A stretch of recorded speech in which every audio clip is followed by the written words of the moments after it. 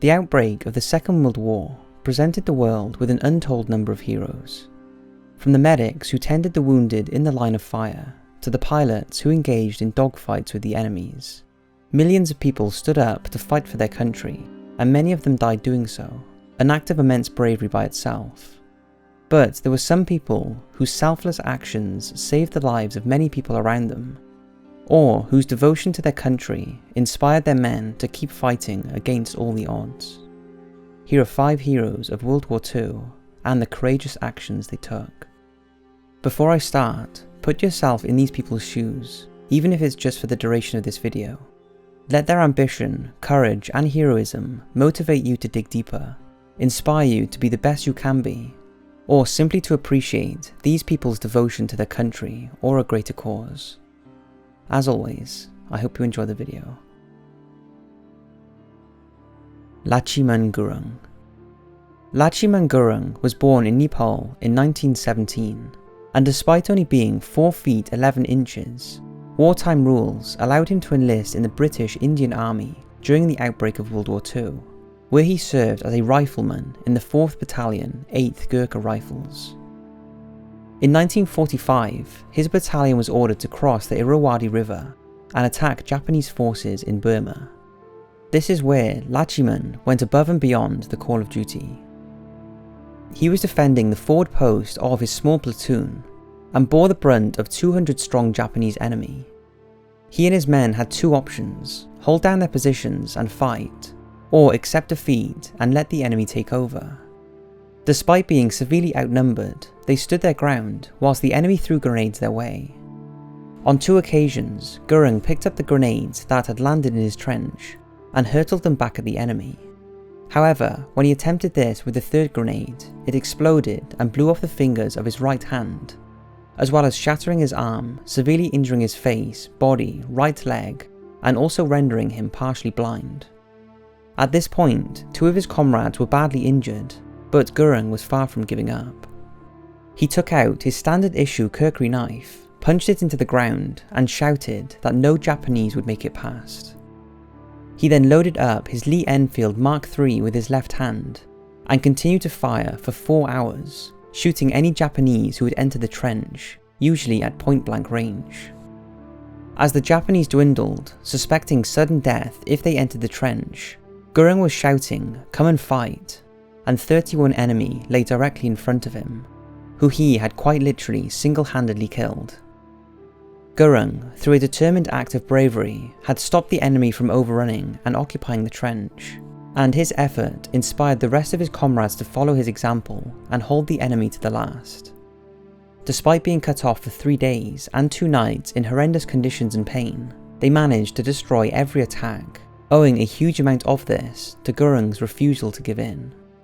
It was his outstanding gallantry and devotion to duty in the face of overwhelming odds that was the main reason they were able to defeat the Japanese. After being sent to hospital for his injuries, Gurung refused to give up the fight and went back in for more. For this remarkable act of self-bravery, he received the Victorian Cross from the Viceroy of India, Field Marshal Lord Wavell, at the Red Fort in Delhi on the 9th of December 1945. Later in life, Lachi Man Gurung said, "I would give up my arm again if Britain called me to fight and defend the British people." Tommie McPherson. Colonel Sir Ronald Thomas Stewart McPherson was a highly decorated Scottish-British Army officer during and after the Second World War. He fought with the No. 11 Commando Unit and French resistance forces, and was rightfully awarded the Military Cross, the Croix de Guerre 3 times, and the Légion d'honneur, and here is why. In 1941, in a daring raid to capture Erwin Rommel in North Africa, McPherson and his 3 colleagues were taken prisoner by the enemy, and during a 2-year period, he escaped and was recaptured 6 times, until on the 7th attempt, he finally made it back to the United Kingdom. But just a few days after his return, Winston Churchill ordered him to set Europe ablaze, and that is exactly what he did. As part of Operation Jedburgh, McPherson was parachuted behind enemy lines in France and began a long campaign of destruction alongside the French resistance. The battle was relentless, and nearly every night he was involved in killing Germans or destroying their communications and supplies. In one night, McPherson captured 23,000 men and 1,000 vehicles when he convinced a German general that he was in command of Allied forces in the area. He was just 21 at the time. To add more to this man's reputation, he would fight wearing full Cameron Highland battle dress, including a tartan kilt, earning him the nickname the Kilted Killer. He was also known for blatantly riding around the enemy countryside in a black Citroen car, with a British flag attached to it. His exploits infuriated the Germans, who seemed unable to outsmart him, so much so that they offered a 300,000 franc reward for the capture of what they described as a bandit masquerading as a Scottish officer. After his achievements in France, he went on to do pretty much the same thing in Italy. He was wounded many times during his campaigns, but went on to become one of the most decorated men in history, and was acknowledged as one of the bravest, most determined and resourceful British soldiers of World War II. After his military career had ended, he went on to become a successful businessman and died in 2014 at the ripe old age of 94. Adnan Bin Sulaiman. Adnan Bin Sulaiman was a Malayan soldier of the 1st Infantry Brigade who fought the Japanese in the Battle of Singapore. In February 1942, Adnan led a 42-strong platoon from the Malay Regiment in defence of Singapore against the hostile enemy. Despite being completely outnumbered by the thousands, Adnan refused to surrender and was encouraging his men to fight on, forcing the Japanese back down Opium Hill, where Adnan was positioned, by charging at them with bayonets. During 2 days of battle, the Japanese resorted to a few tactics, like attempting to invade Adnan's camp by disguising themselves as Punjabi soldiers. Although Adnan was quick to recognise that they were marching 4 abreast instead of 3, this was the Japanese style of marching, and Adnan put a quick end to their advances. Eventually, the Japanese decided to send all their men up the hill and overwhelm the Malay regiment. Being outnumbered by the thousands, and by now running low on food, medical supplies, and more importantly ammunition, things were not looking good for Adnan and his men. But when the Japanese made their full force advance, Adnan refused to give in, telling his comrades to fight to the death. They all fought on till their last bullet, and Adnan and his men had taken a beating. He had broken his arm and was riddled with bullets. With only a few hand grenades left, they all refused to evacuate and resorted to hand-to-hand combat. As far as we know, Adnan was killed before the Japanese managed to break through, and when they found his body, knowing that he was responsible for the deaths of many enemy soldiers, his body is believed to have been hung upside down from a cherry tree.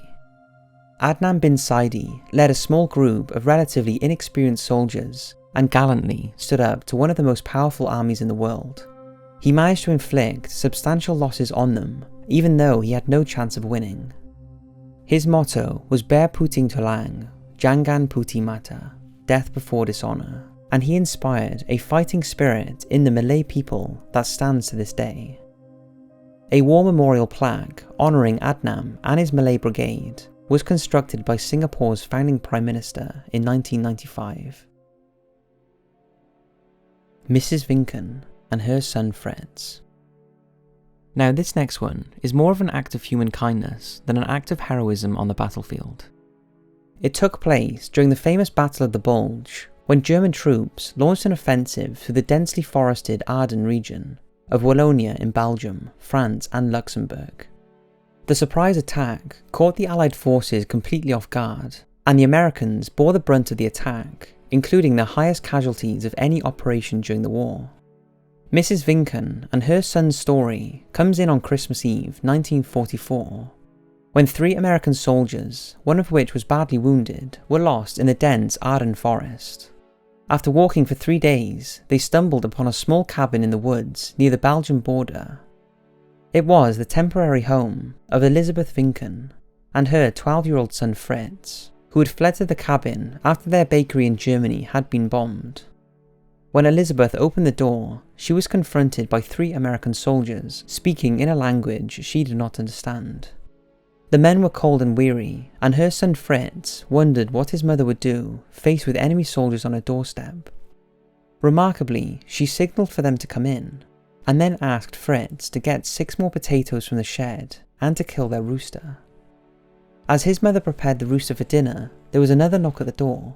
This time Fritz answered, thinking it must be more American soldiers. But when he opened the door, it was 4 armed German soldiers. Realising the danger they were in for harbouring enemies, which was punishable by death, Fritz called his mother. After a brief conversation, Elizabeth established that these soldiers were also lost and in need of food and rest. So she invited the men in, but warned them they would be sharing a meal with men they would not consider friends. One of the Germans asked if they were Americans, and when Elizabeth said yes, the soldier paused for a moment before saying, "It's the holy night, and there will be no shooting here." Elizabeth insisted that all 7 soldiers must lay down their weapons outside. At first, the atmosphere was tense as the enemy soldiers faced each other. But as they began eating, the tensions disappeared, and they shared wine, bread and coffee. One of the German soldiers who had medical training also tended the wounds of the injured American. In the morning, when both sides prepared to depart, one of the German soldiers even advised the Americans the best way to get back to their lines, and gave them a compass and a map. The soldiers then collected their weapons, shook hands, and walked off in opposite directions. Fritz and both his parents survived the war, and he went on, never forgetting what his mother did. He spent many years trying to track down the American and German soldiers, but had little success, until in 1995 the TV programme Unsolved Mysteries broadcast the story, and someone recalled a man, Ralph Blank, who had been telling the same story for years. Fritz flew out to Maryland, USA in 1996 to meet Ralph at his nursing home, and remarkably, it was one of the American soldiers who his mother had let in all those years ago. He still had the compass and map the German soldiers had given him. He told Fritz, "Your mother saved my life," and he couldn't have been more true. If not for the compassion of Fritz's mother, who took in enemy soldiers, to wit she could have been severely punished for doing so, those Americans would not have been fed, had their morales boosted, and more importantly, met the German soldiers who aided their return. Jacqueline H. Lucas. In 1942, at the age of just 14, Jacqueline Lucas enlisted in the Marine Corps Reserve at Norfolk, Virginia, without his mother's consent, forging her signature and giving his age as 17. After training, Lucas qualified as a sharpshooter and heavy machine gun crewman. However, while based with the Amphibious Corps at Pearl Harbor, he walked out of camp to join a combat organization, and when he failed to return, he was declared UA, or unauthorized absence.